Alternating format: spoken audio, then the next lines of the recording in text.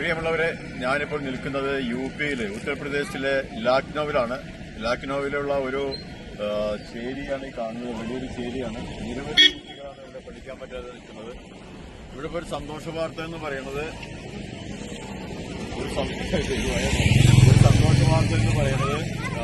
ലക്നൌവിലുള്ള ഒരു വലിയ സ്കൂളാണ്. അതായത് സിറ്റി ഇന്റർനാഷണൽ സ്കൂൾ. ആ സ്കൂളിന്റെ ഒരു പ്രൊജക്റ്റാണ് വൺ താര എന്ന പേരുള്ള ഒരു പ്രൊജക്ട് അവര് ഈ ചേരിയിലെ കുട്ടികളെ പഠിക്കാൻ വേണ്ടി ഈ കഴിഞ്ഞ 3 മാസം മുമ്പ് ആരംഭം കുറിച്ചിട്ടുണ്ട്. അപ്പൊ അവരുമായിട്ട് നമ്മൾ സഹകരിക്കുകയാണ്. അപ്പൊ ജനസേവ വൺ താര ആയിട്ട് മിങ്കിൾ ചെയ്തുകൊണ്ട് ഈ കുട്ടികൾക്ക് ഭക്ഷണം കൊടുക്കുന്നു, പഠിപ്പിക്കുന്നു. അതിനുവേണ്ടി ഒരു സ്കൂൾ ബസ് നമ്മൾ പ്ലാൻ ചെയ്യുകയാണ്. ഇവിടെ വരാൻ കാരണമുണ്ടായത് നമ്മുടെ ആലുവയിലുള്ള ഒരു നിക്സൺ ജോസഫ്, അദ്ദേഹം ഈ സ്കൂളിന്റെ ഒരു മാനേജർ കൂടിയാണ്. അദ്ദേഹം SBI ബാങ്കിൽ നിന്ന് റിട്ടയർ ചെയ്തതാണ്. ജനസഭയുടെ ആരംഭത്തിൽ നിക്സൺ ജോസഫ് നമ്മളോട് ഉണ്ടായിരുന്നു. അങ്ങനെ നിക്സൺ ജോസഫുമായിട്ട് ബന്ധപ്പെട്ടാണ് ഈ സ്കൂളുകാരായിട്ട് നമ്മൾ പരിചയപ്പെടുന്നത്.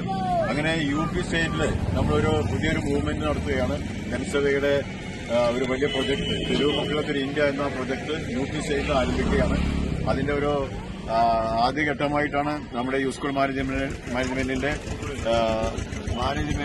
വൺ താര എന്ന ഒരു പ്രൊജക്റ്റായിട്ട് നമ്മൾ മുമ്പോട്ട് പോകുന്നു.